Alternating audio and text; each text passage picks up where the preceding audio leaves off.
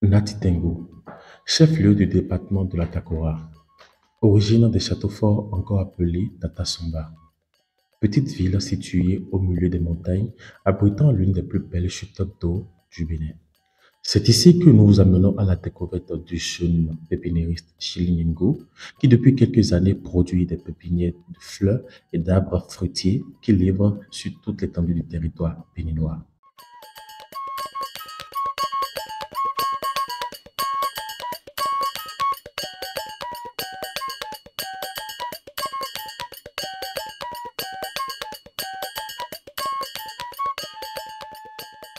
Et soyez les bienvenus.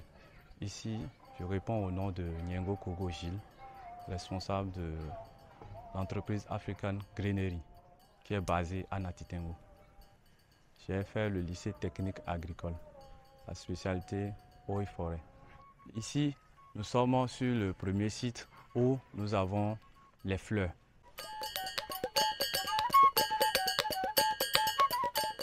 Nous sommes ici sur le premier site où il produit majoritairement des pépinières de plantes ornementales.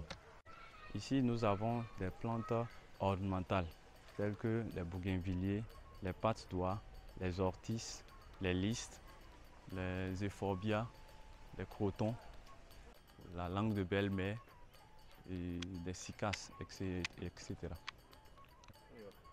En dehors de nos fleurs ornementales, nous avons certaines fleurs particulières dont ce qui est dit, d'après ce qui est dit, qui attirent la richesse et certaines fleurs qui renvoient les sorciers dans les maisons.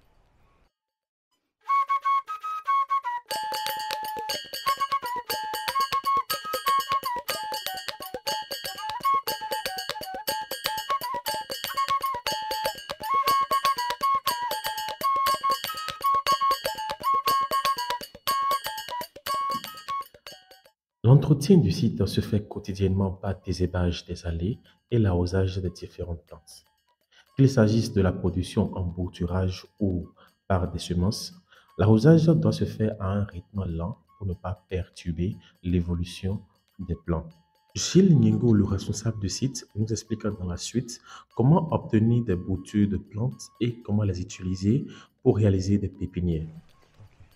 Bon, la multiplication ici pour les fleurs, nous passons soit par bouturage, soit par ensemencement avec des graines. Et quand c'est avec des graines, nous préparons le terreau, on fait l'empotage et puis on arrose copieusement. Quand on arrose, on fait le semis des graines et on commence par arroser le matin et le soir, Et bon, selon, euh, selon la semence, il y a d'autres semences qui germent vite, il y a d'autres semences des fleurs qui ne germent pas vite. Voilà. Et quand on prend au niveau des boutures, on va chercher les boutures sur les pieds mères, les fleurs qui sont déjà un peu grandes. On cherche les boutures avec le sécateur bien sûr. Et on fait des précautions pour ne pas blesser les fleurs. Donc, dès qu'on récolte les boutures, on amène à l'ombre. On prépare nos pots. On met le terreau dans les sachets. On arrose bien. Et maintenant, on habille le greffon. On l'habille, on le met dans les pots et on commence l'arrosage. On arrose copieusement. Et dès que vous voyez apparaître les nouvelles feuilles, ça veut dire que les boutures ont commencé par créer leurs propres racines. Le système racinaire naît déjà. Et dès que le système racinaire naît, on peut diminuer notre manière d'arroser. Même si on arrosait beaucoup, on peut commencer par arroser un peu aussi.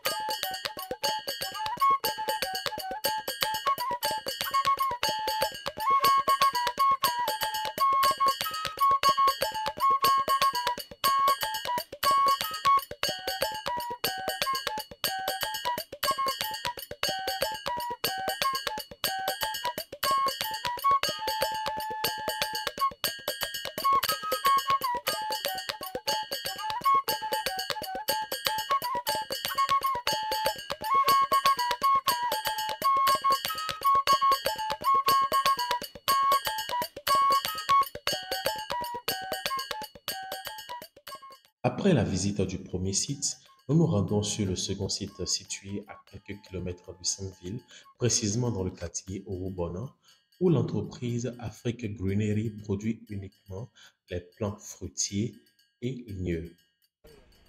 Bien, ici nous sommes sur le second site qui est situé à Urbona, à 500 mètres du goudron. Bon, ici nous avons les plants ligneux et fruitiers. Les plants fruitiers aussi comme le fromager, les papayers, les manguiers, les anacardes. Et on a les acacias, les tamariniers, le cassia, les mélinas et les tecs. Nous avons aussi les gliricidia et les carités. Il y a les plants de karité.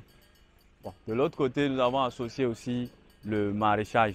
Actuellement, nous avons le chou, la laitue, l'amarante, la courgette. Nous sommes en train de prévoir la carotte, les concombres et bien d'autres de cultures aussi.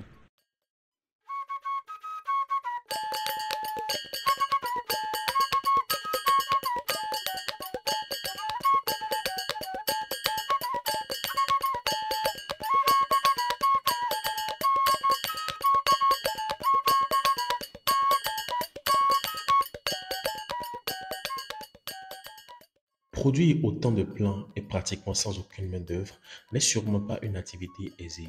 Le jeune producteur nous fait part des difficultés qu'il rencontre dans son activité. Donc les difficultés que nous rencontrons actuellement, et parfois nous sommes à court de moyens pour agrandir la production, que ce soit l'achat de terreaux, que ce soit l'achat des semences et l'achat des sachets surtout. Et aussi le manque de main-d'œuvre occasionnelle ou bien permanente sur le site. Voilà, parce que tout ça, c'est une question de moyens. Quand il s'agit de l'empotage, il faut chercher la main-d'œuvre pour vite faire ce travail. Et sur le premier site, là-bas, bon, nous avons souvent le problème d'eau. Surtout quand beaucoup de jeunes profitent de l'eau pour faire le maraîchage, pour faire les plantes aussi. Nous avons souvent tendance à barrer l'eau et chacun retient un peu d'eau, ce qui fait qu'on n'a pas de l'eau en permanence là-bas. Contrairement à ici, sur ce deuxième site où nous avons un grand marigot qui ruisselle en plein temps, en toute saison. Voilà. Et ici, la superficie, sur le site 2, la superficie est beaucoup grande que le site 1, ce qui pose aussi là-bas une difficulté pour nous. Nous sommes un peu limités par rapport au nombre de plants qu'on envisage souvent produits. Quand on produit, il est important de pouvoir vendre. Zuli Nyingo nous parle de sa méthode et de son circuit d'écoulement qu'il aimerait améliorer au fil des mois à venir. Il nous fait part aussi dans la suite de ses perspectives pour cette année 2023. Ok, donc cette année, nous prévoyons 10 000 plants d'anacardier greffés et 5 000 plants de manguiers greffés. Voilà.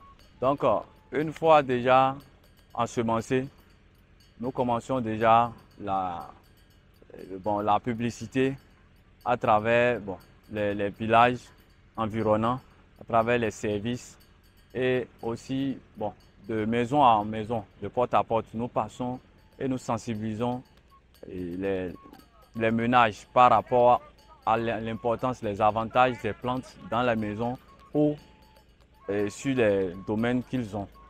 Voilà. Surtout quand il s'agit des services, quand on va, si c'est dans une administration, nous essayons de voir tout le personnel et échanger par rapport à ceux qui ont des domaines pour vulgariser, pour donner de la valeur à leur domaine. Quand surtout ils ne font rien sur le terrain, nous les proposons et on suit. On les propose des plantations. Si c'est à but d'exploitation, par exemple si c'est pour exploiter le bois comme revenu, on propose le teck et le mélina. Si c'est à titre commercial, juste pour peut-être les fruits, on propose généralement ici au nord les anacardes et les manguiers. Donc on les fait la prestation, on plante et on suit avec eux chaque fois.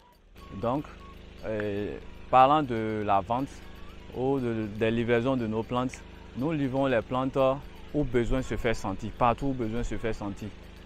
Et si c'est une grande commande, nous entendons avec le client. Si on doit faire le tout tasse confondu, ça veut dire de la livraison, le transport, l'achat et transport, si c'est nous qui nous assurons, on a des camionnettes qui sont disponibles auprès des personnes qu'on peut louer. Donc on s'entend avec eux, on loue une camionnette, on charge les plants avec toutes les sécurités qu'il faut et on envoie où il faut envoyer. Et s'il s'agit des petites commandes où on peut mettre dans des emballages, on les met dans les emballages, on approche auprès des taximans et on achemine la commande. Voilà. Nous livrons un peu partout où besoin se fait sentir, que ce soit n'importe quelle espèce et que ce soit n'importe quelle quantité.